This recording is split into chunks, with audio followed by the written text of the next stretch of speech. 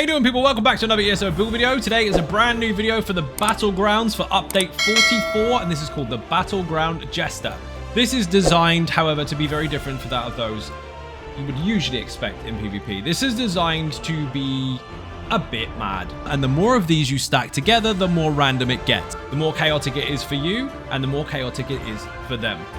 So if you want to see more of this, stay tuned. It's coming right up after the intro.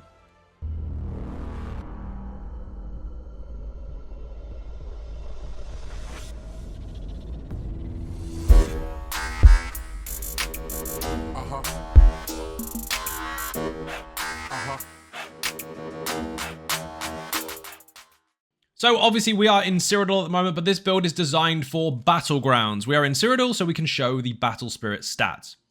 Yes, they are slightly different because our healing done, healing received, and health recovery are somewhat flattened in comparison to what it would be if I showed you in my house. So we're going to go to the house later. But again, this is designed for Battlegrounds, so no champion points, and it is designed to be used in a group. More of these stacked together, not just one on your own. You're not a solo YOLO warrior. You're not a 1vxer, whatever the hell that was supposed to mean. You are designed to be part of a group. If you all wear the same stuff, it is mental. So, first of all, we're going to go into the stats. Pop a potion, and as you can see, our health recovery is abysmal. 244. But if you switch to your back bar, our defensive one, we have 1k, just over 1k. But for the sake of the rest of the build, here we go. 13.3k max magicka, 24.3k max stamina, almost 24.4, and 38, almost 39k max health. On the back bar, we actually have 40k. Recovery across the board is actually not too bad. You might want a heavy attack occasionally. In fact, you probably should, because we're going to supply off balance anyway, and we're going to get in power occasionally. But what you need to do, obviously, if you do struggle with recovery, is to take advantage of recovery food. It's up to you what food you use, but at the moment we're using flat health, flat stamina. If you want to use Dubious Command Throne or the Arteum Takeaway Broth, it's up to you. Now, weapon and spell damage actually goes to over 5k, almost pushing 6, depending on the situation. Our weapon crit is on 22%, and our penetration is actually on 3.2 on the front bar, and next to nothing on the back. So on the back bar, you have less. But we do have the ability to apply major and minor breach, so that will actually contribute.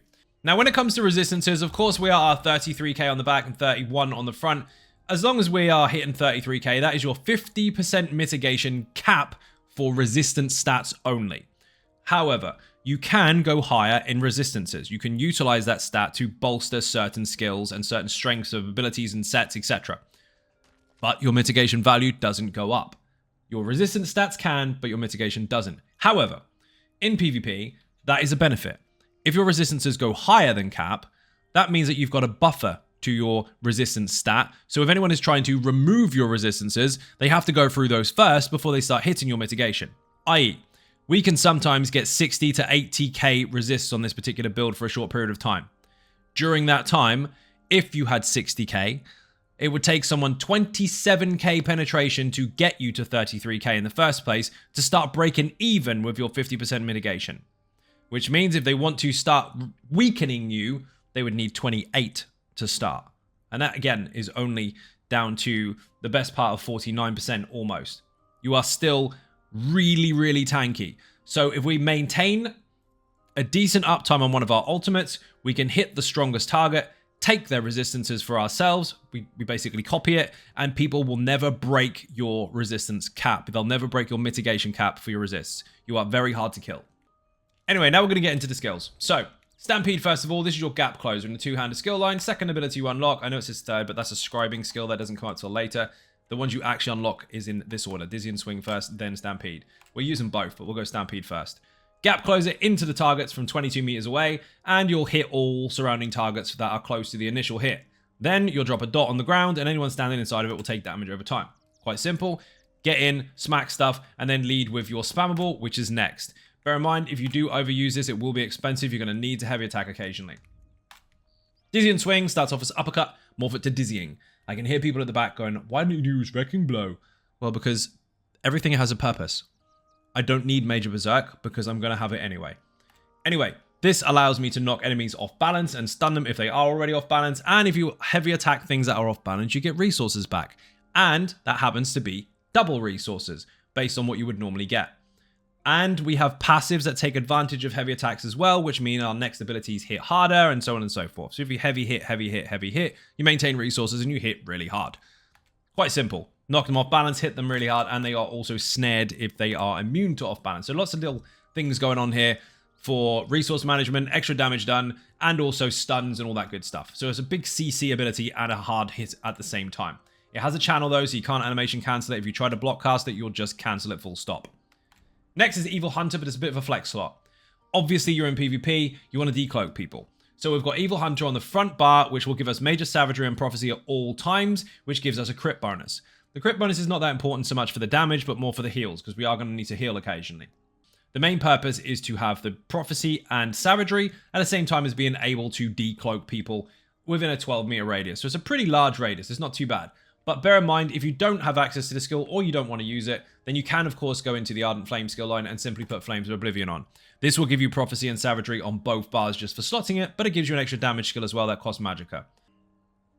The choice is yours either way, but Evil Hunter does give you the advantage of decloaking sneaky people. Rally is next in the two-handed skill line. You activate this and leave it running for 20 seconds. If you leave it running for its full duration, not only will you get Major Brutality and Sorcery while it's active, alongside Minor Endurance for stam recovery, you will also heal at the end. Now, if you ever reactivate this before the 20 seconds is up, the amount of heal that you've stacked up every second, being 15% more of the base, that will be released. So whenever you want to heal, you can reactivate it, but the trick is to make it last as long as possible, to take an emergency heal because it'll be bigger. It's quite simple to use, just activate it, leave it running, and obviously have as much uptime as possible. If you spam it too early, you're going to get a very, very small heal. It's not really worth it. Execute, of course, we've got Reverse Slice. This, instead of hitting one target and doing 400% extra damage per hit as it goes low health, this will do 300% more damage, but it splashes to surrounding targets, so it'll hit all of them. So you've got Stampede that lands in the middle and hits all targets. You've got this that hits single target while this dot is running, and then you've got this, if they run low, that will slap everyone in the face around them. It's really, really nasty. Use this around sort of 40, maybe 30% or so. The lower the better, but don't use it at 50, that's too high. Now, Berserker Rage, we've chosen this morph on purpose. This will hit the target initially, splash to all surrounding targets, and the main target that you attacked in the first place will give you their resistances copied. So they'll keep theirs, but you will go through theirs with the initial hit, and you'll copy what they've got. So we're on 33, 31, depending on the bar. If we take 30k off of them, or 40k or 50k, yes, they stack. So we are almost impossible to break as far as our resistances are concerned when it comes to high pen building targets. Someone can sit there with 30 or 40k penetration if they want. If you have just hit someone with this, they aren't going to break your resists. It's really insane. So hit a big target, a big chunky one, not a small one. You can hit the small ones if you just want to get a nice bit of resistances because you know they're going to be squishy anyway. And of course, you just want to hit them hard. But if you can aim for a tank, this is mental because it makes you really, really strong. During its duration, which is 8 seconds, by the way, you are immune to all disabling effects, all snares, and all immobilizations during this time, which is absolutely nuts because if you are standing toe-to-toe with someone and you're already stunned or immobilized even, and you activate it from then, it will remove it as well. So a handy skill to use as much as possible. Back bar. Obviously, you're going to want something to stun people. Yes, of course, Dizzying Swing does have a really good amount of chance to stun people, especially since you're knocking them off balance, and if they're already off balance, you stun them, so just 2 hits will do it. But you've got something that can controllably pin them down as and when you want to. Bear in mind, it's a short range, it's only 7 meters, so they've got to be in your face, but you'll stun them, and if they come out of the stun, which they should after 3 seconds, you will heal and do damage to them. And it can't be blocked. Now, bear in mind, when this skill ends, when the stun ends, if they break free, it applies. If the duration runs out, it applies. But if you kill them during it, it doesn't. So make use of the stun. Now, this is in the Earth and Heart skill line, by the way. 4th ability to unlock, go from Petrify to Shattering Rocks. It is expensive, don't overuse it. Obviously, if they're CC immune, this will be grayed out. And if it can't reach, that will be grayed out. But this is your close quarter, pin them down and get a free heal afterwards when they break out. Green Dragon Blood, of course, is in our Ardent Flame. No, it's not. Draconic Power skill line. 3rd ability to unlock starts off as Dragon Blood, morph it to Green Dragon Blood. This will heal you for 33% of your missing health, and it will heal you once a second afterwards for 5 seconds, and it scales off of maximum health. This is your main heal that you should utilize alongside of Rally when you need to, but don't spam it. Only use this when your health is really low, because that's when you'll get the most out of it. Pierce Armor is next. This is in our Sword and Board skill line. Basically, just stab targets with this and you'll debuff them, giving them a nasty major breach and minor breach at the same time. That is your resistance removal skill. And it is very useful for the overall build because we are going to utilize that skill to give us another benefit. Yes, it's a taunt. Yes, you should know how that works if you're up against PvE targets. But generally speaking, this is designed for Battlegrounds, so you won't see any of those. This is your stabby on your protective bar that will debuff the enemy.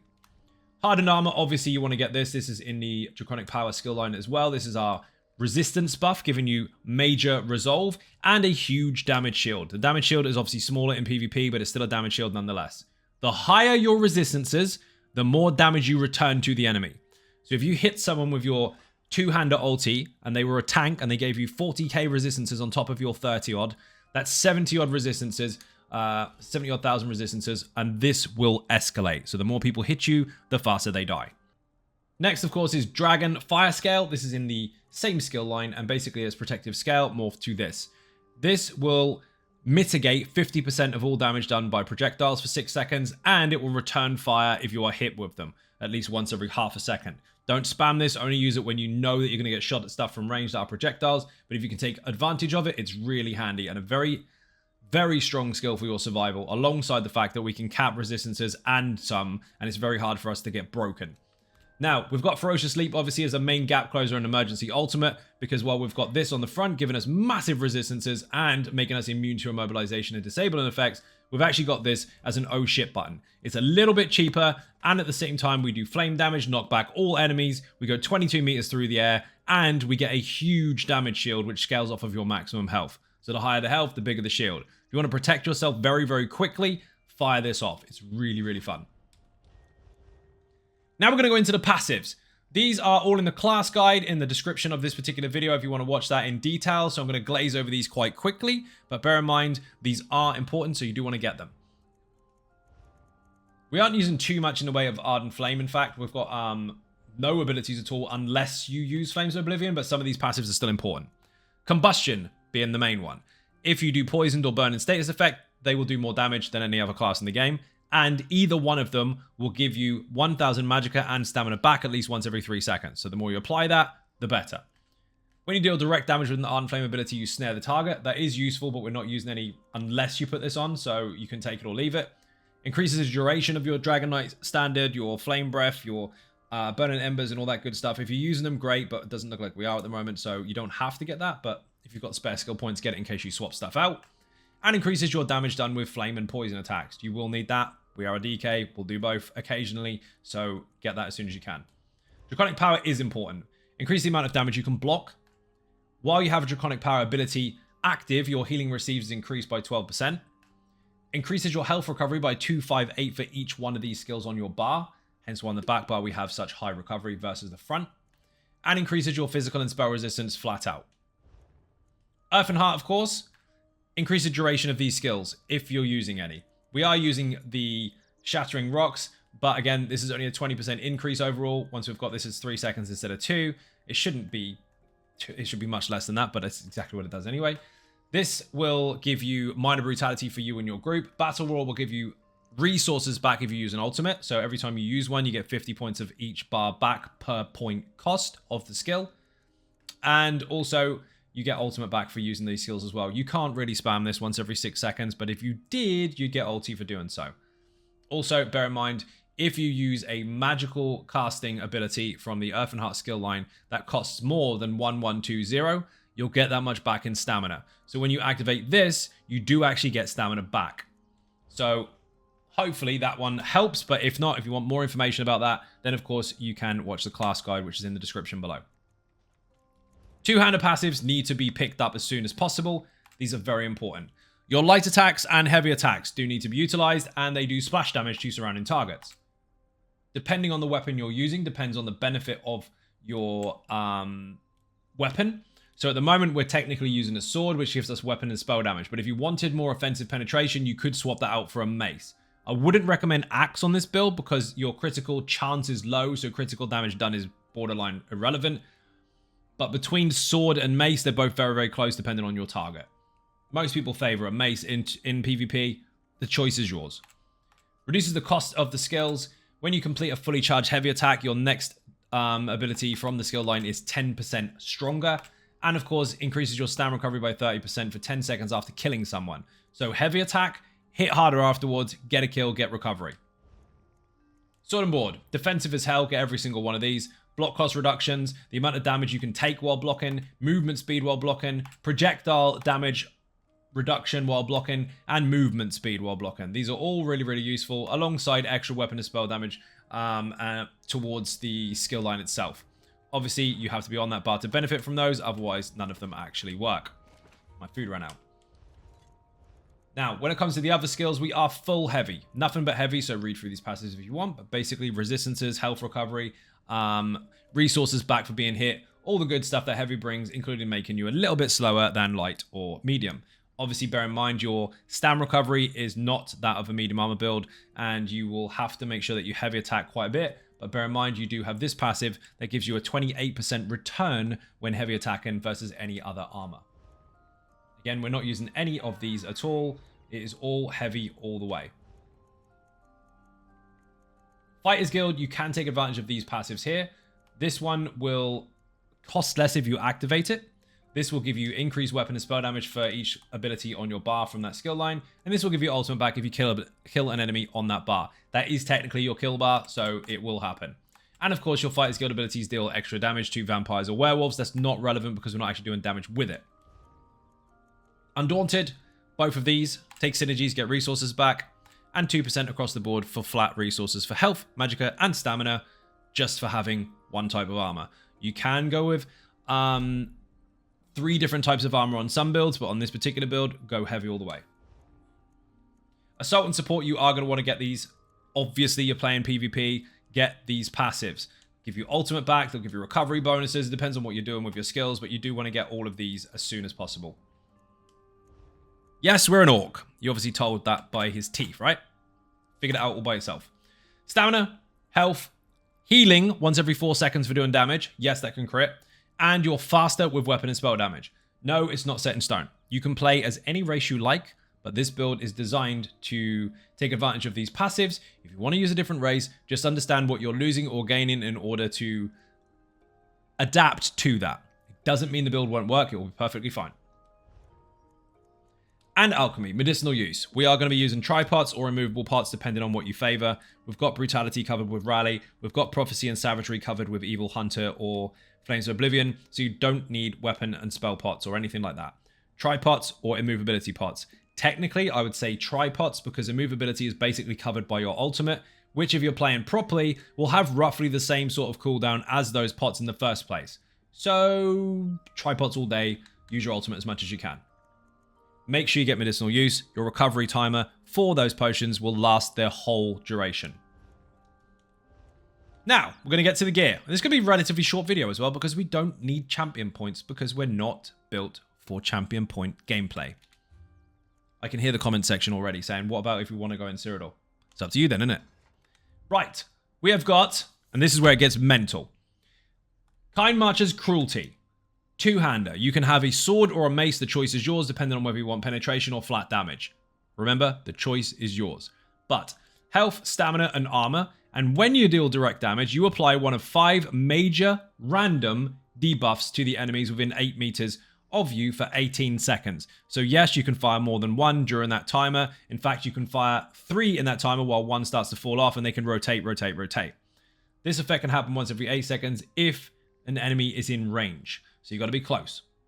Now, the buffs that can apply, or debuffs, are, and this is area of effect as well, Major Breach, Major Cowardice, Major Defile, Major Maim, and Major Vulnerability. So, big debuff, a massive reduction to damage, massive reduction to healing received, healing done, and of course, damage shields, a massive reduction to damage that they can put out again, or a big damage bonus to you and your group.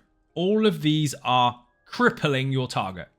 So you want to have that on the weapon on the front bar in sharpened with weapon and spell damage increase, and then 3 pieces anywhere else on the build. Because all the stuff is heavy anyway, doesn't matter where you put it. We are also taking advantage of Daedric Trickery. This is crafted. Health, stamina, and magicka, And when you deal damage, you gain one of 5 major buffs. Not debuffs to the enemy, buffs to you. For 21 seconds, and this can fire every 9. So technically speaking, you can have 2 active at the same time, and then start leaking into your third, just like the other set. One does debuffs, one does buffs. The buffs available are Major Expedition, so you're faster. Major Protection, so you're harder to kill. Major Mending, so your heals are more. Major Heroism, so your ulti regen is through the roof. And Major Vitality, so your healing received is higher. Those are nuts and fire on repeat. These are nuts and they fire on repeat. And then we've got the Master's Sword and Board on the back bar. You want to be on your front bar as much as possible, but if you are on the back bar and you stab the enemy, you will actually take extra resistances on top of what you've already got. It's an initial heal based on damage done from puncture, but over the next 5 seconds, you'll maintain it, and it's based off of your maximum health. So defend it on the back with poisons. The ones we've chosen here, you can use Evil Hunter to decloak people, but if you're not going to use that, then at least put it on your poisons. This will do poison damage to the enemy and mark them for 6.4 seconds so they can't actually cloak. Quite nasty. And the last piece, because yes, we're using a 1-piece bonus. Obviously, the shoulder here is any armor bonus that you can get from a 1-piece shoulder from a monster set, but the necklace is the Saint of the Seducer. Weapon and spell damage on all 3 jewelry pieces, 1 bloodthirsty, 2 healthy. This, while in combat, you gain one of 5 major buffs, which changes every 10 seconds, and the enemies within 12 meters of you gain one of 5 minor debuffs that are linked directly to the buff you received. If you receive Major Berserk, the enemy gets Minor Maim, which stacks with Major Maim that comes from the other set. If you get Major Resolve, the enemy gets Minor Breach, which stacks with the Major Breach from the other set. If you get Minor Force, they are affected with Minor Brittle. At the same time as you now do an extra crit damage to them, if you choose to, they are also affected by other stuff from the other sets. Major Evasion, which will reduce the amount of damage you take in area of effect, will affect them with Minor Vulnerability, which again stacks with the Major Vulnerability you have with your other set. And finally, Major Courage for you and Minor Cowardice for them, which stacks with the Major Cowardice you apply from your other stuff. We have got multiple major and minor buffs that constantly apply to us and debuffs to them. Absolutely mental, and the point of this is chaos. While you're in a fight, the enemies have no idea what to do with you because they don't know whether you're protected now, you're healing now, your ulti regen is through, your resistances are up, your damage is up, theirs is down, nobody knows what the hell is going on. So if you've got multiples of these in a group and they're constantly all rotating different buffs, debuffs, and negative effects to the enemy overall, they can stack so many different effects on someone they can pretty much cripple their build. While you are buffed to hell. So, go over this one more time. Weapon and spell damage on the 2-hander, sword or mace, but make sure it's sharpened either way. Sword and board on the back, both in defending and impen, with health and of course the mark poisons. Helmet, chest, shoulders, legs, hands, feet, all using health, but we've taken advantage of very specific traits. So we've reinforced on the helmet, shoulder, and chest, and then we've got impen on everything else, including the shield. The jewelry again is healthy, and bloodthirsty, with weapon and spell damage with stam recovery on all 3. Bear in mind, you can swap one of these out for mag recovery if you choose, because that may help you with your utility, but you are going to sacrifice a little bit of damage in place of it. So it's up to you. There are no champion points on this build. So if anyone's asking in the comment section, what should I do with champion points? It's up to you. This isn't designed for that, so you're using it for something that it's not for, and you can make your own character from it. You can decide how you want to play it. This is designed for Battlegrounds. Chuck it in there and have fun. So how do we play it? Quite simple. Keep your resistance buff up at all times. That is crucial. And keep rally up at all times. Obviously, if you want to get into the fight nice and quickly, you want to stampede your way in. Stab the target if you have to, because then you'll actually debuff the target. Now, your flappy wings are only used if you get projectiles thrown at you. And of course, your dragon blood should be up at all times, if you can help it. While on your front bar, it's basically spam your dizzying swing over and over, while maintaining rally, and then when they get low, execute them. The rest of the time, you need to be doing this. That needs to be active, and you should stab straight afterwards. Because if you activate your ultimate and then stab straight afterwards, you can end up with the best part of something like 61k resistance is just on a target dummy. Against a player, you can have a lot more, which means you can actually maintain constant massive overcap on your resistance stats, which means it's almost impossible for them to leak into your mitigation bonuses. Bear in mind, the Mundustone we're actually using is the Lady to bolster our resistances ever so slightly so that we're almost capped from the get-go.